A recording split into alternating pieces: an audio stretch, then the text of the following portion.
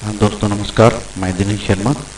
आज आपको एक विशेष योग के बारे में मैं आपको बताऊंगा। ज्योतिष में, एस्ट्रोलॉजी में एक जिह्वा दोष योग होता है, जिसे टंग डिफेक्ट कह सकते हैं अंग्रेजी में। एडजेक्ट तो नहीं बोल सकता, इसे क्या ट्रांसलेशन होगा, लेकिन मेरी नज़र में यही होता है कि जिह्वा मतलब टंग। तो टंग डिफेक्ट योग के बारे में आपको बताना चाहता हूँ कि ये होता क्या है। दोस्तों, आपने जनरली सुना होगा कि लोगों का छोटी छोटी बातों पे विवाद हो जाता है, एक शब्द बोलने से विवाद हो जाता है। तो बोलना एक बहुत इंपॉर्टेंट चीज है कि आप क्या बोल रहे हो, कैसे बोल रहे हो।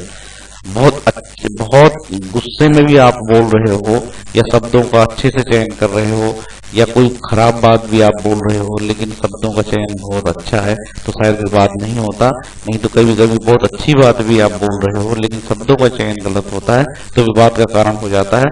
आपने सुना होगा कि फला व्यक्ति तो बोलता है तो झगड़ा हो जाता है, या उसकी जुबान काली है, या वो जहां जाता है बोला और झगड़ा हो जाता है, विवाद पैदा हो जाता है। तो जुबान का बड़ा महत्व है, और हमारी एस्ट्रोलॉजी ने ये सिद्ध किया है कि यदि ऐसे योग होते हैं तो वो व्यक्ति विवादित होता है और उसको जीवन में सफलता नहीं मिलती और बहुत परेशानी का सामना करना पड़ता है।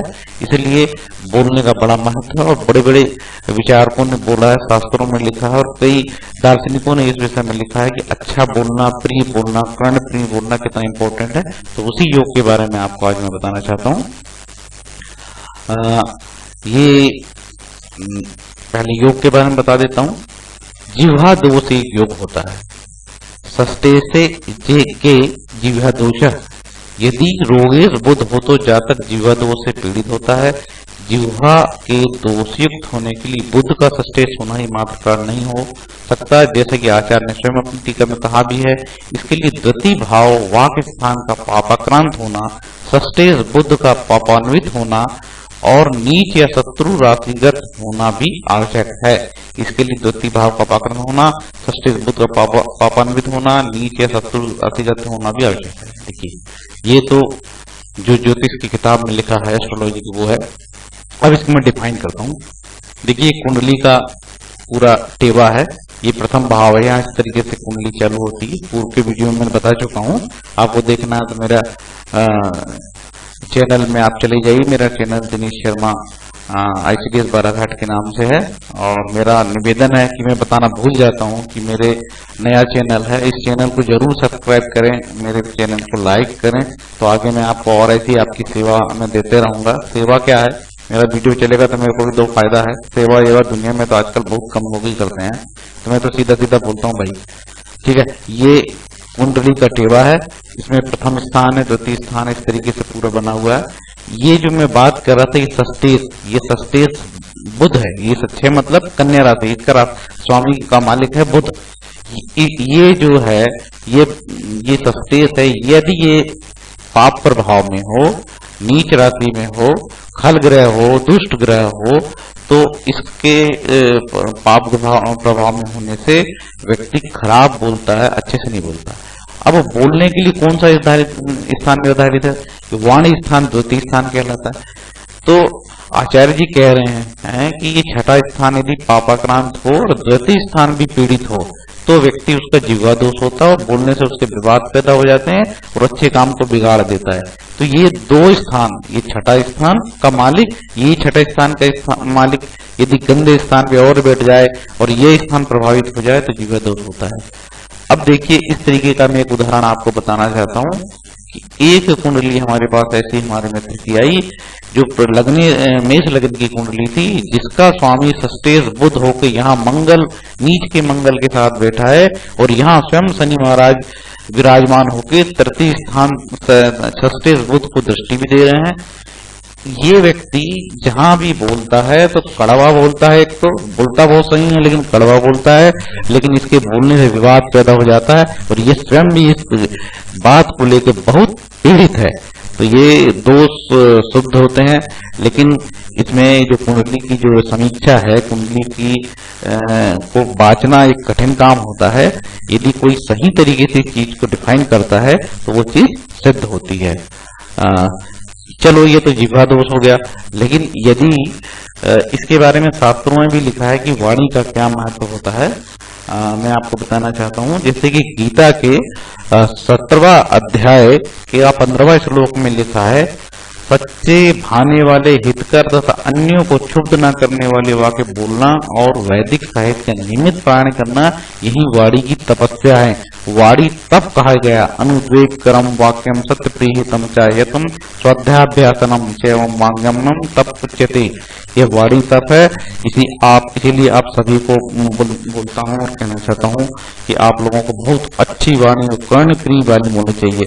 अंग्रेजी में भी देखिए, truthful, pleasing, beneficial and not irritating to others, and also regularly reciting Vedic literature. Also regularly reciting Vedic literature।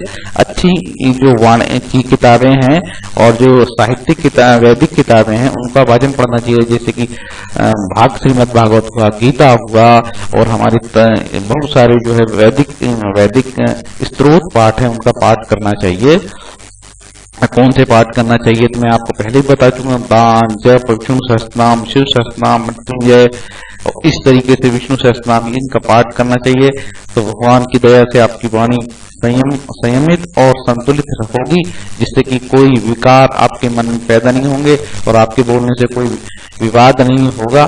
शुद्ध सात्विक पूजा पे आपको विश्वास करना चाहिए। शुद्ध सात्विक पूजा आपको फायदे देने वाली है। तो दोस्तों, ये मेरा वीडियो आपको कैसे लगा? और यदि आपको अच्छा लगा तो लाइक कीजिए और सब्सक्राइब बटन में जाके सब्सक्राइब जरूर कीजिए। सब्सक्राइब करने से ये होगा कि मेरे जो वीडियो है और लोगों को भी देखने की उत्सुकता पैदा होगी, और ज्यादा सब्सक्राइब जिसके होते हैं तो लोग उसको देखते हैं कि अरे इस चैनल को ज्यादा सब्सक्राइब किए हैं तो इसका अच्छा वीडियो होगा। तो आपके सहयोग से मैं और भी आगे वीडियो बना सकूंगा। साथ ही मैं आपसे निवेदन करता हूँ कि फालतू बातें नहीं करता, और जो ऑथेंटिक किताब है, शास्त्रों में जो लिखा है वही बताता हूँ। और मेरी कोशिश ये होता है कि लोगों को लूट पाट से बचाया जाए, क्योंकि ज्योतिष के नाम पे इतनी बड़ी ठगी चल रही है दुनिया में, खासकर दिल्ली में। दिल्ली ठगों का अड्डा है। दिल्ली में जितने बड़े चोर बैठे कहीं पे भी नहीं होंगे, ज्योतिष के नाम पे लूटते हैं। काल सर्प योग बताएंगे, कहीं पितृ दोष बताएंगे, तो कहीं आपका मातृ दोष बताएंगे और आपको डरा देंगे और आप बिल्कुल डर के मर जाओगे। और लूट पाट करते हैं, तो उस लूट पाट से बचाने के लिए मैं आपको सही बिल्कुल सलाह देता हूँ। और बिल्कुल ज्योतिष के नाम पे डरने की जरूरत नहीं है। और जो ज्योतिषी आपको डराता है काल सर्प योग के बारे में, तो कह देना क्यों पाकिस्तानियों का काल सर्प योग नहीं होता क्या? अमेरिका के लोगों को काल सर्प योग नहीं होता क्या? वो जिंदा नहीं रहते क्या? वहां के लोग राष्ट्रपति नहीं बनते क्या?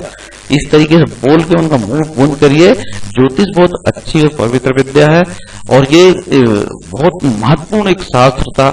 जो व्यक्ति अच्छी साधना करता था उसको ये वरदान मिलता था कि वो ज्योतिष के बारे में कुछ बताता था, कि शुरकटों के बारे में ये जो गलत बात करते हैं और ज्योतिष को बदनाम कर देंगे, शास्त्र बदनाम हो गया। नहीं कि ये शास्त्र बहुत ही उपयोगी शास्त्र है, और जो सच्चे जो ज्ञानी हैं आज भी वो ज्योतिष के बारे में जो भविष्यवाणी करते हैं वो फलित होती है।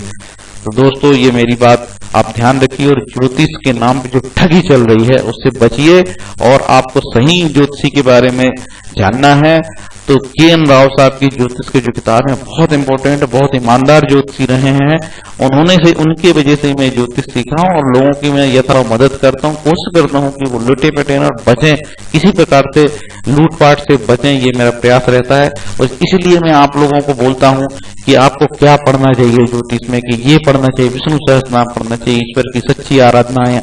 और ये ऋषि पाराशर ने होरा शास्त्र में और ग्रह शांति को उपाय में इनके बारे में बताया। लेकिन सामान्यतः ज्योतिषी जो ठगी है वो आपको नहीं बताएंगे, वो आपको काल सर्प योग के नाम पे डराएंगे, वो पितृ ऋण मातृ ऋण के नाम पे डराएंगे। पता नहीं ढक के आपसे पैसे लूटने के दिन रात कोई ना कोई प्रयास करते ही रहता है। आपसे एक और निवेदन है कि महंगे पत्थरों नगीनों से नहीं होगा। ईश्वरी प्रार्थना में बहुत बल है। सच्चे मन से प्रार्थना करेंगे तो जरूर आपकी सफलता मिलेगी। और जितने प्रकार के वाणी दोष है या बंधन दोष है, दुनिया के भर के जितने दोष है, सबसे आपको मुक्ति मिलेगी।